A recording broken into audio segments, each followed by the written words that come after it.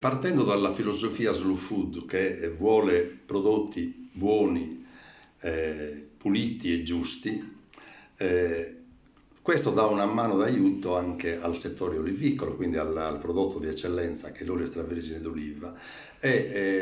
La Slow Food cura da oltre 20 anni una guida sugli oli extravergini di qualità,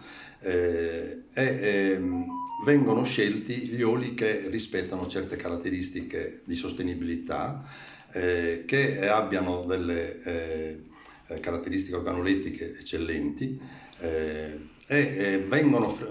diciamo, viene dato un riconoscimento di grande olio o di grande olio slow solo a quegli oli che superano i 90 punti su 100 nella valutazione.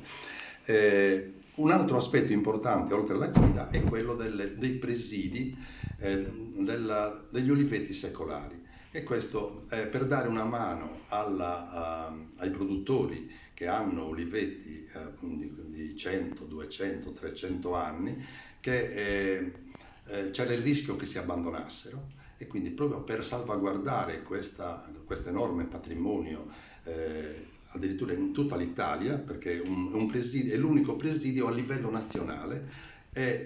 Nell'Uristanese ne abbiamo 5 di aziende che si freggiano del presidio, in Sardegna sono già 10, e questo dà una mano d'aiuto sotto l'aspetto della promozione, per dare un valore aggiunto maggiore e quindi per stimolare la gestione di questi olivetti secolari e non abbandonarli.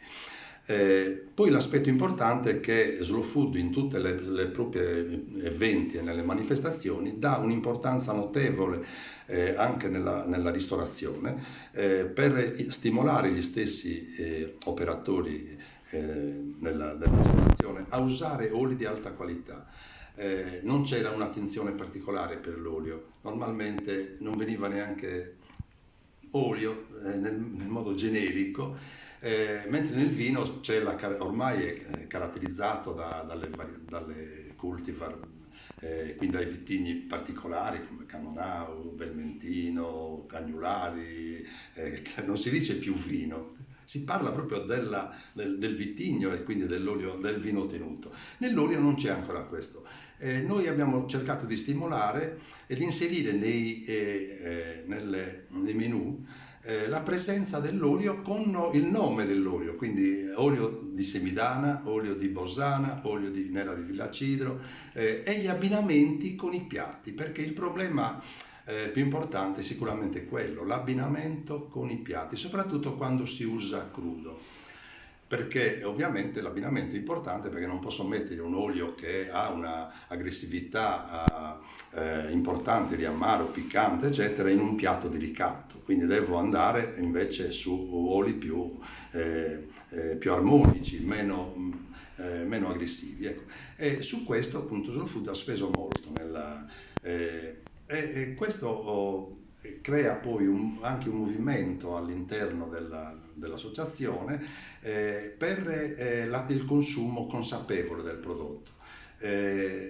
Si fanno dei corsi di assaggio per sensibilizzare appunto e per dare una linea per il riconoscimento della qualità, e questo comporta ovviamente un impegno formativo importante, però siamo soddisfatti perché i nostri soci sono pienamente consapevoli che la scelta va fatta in modo serio, scegliendo aziende che abbiano quelle caratteristiche di sostenibilità, di qualità, e la guida è un punto di partenza per la scelta. Ecco, questo è importante sicuramente.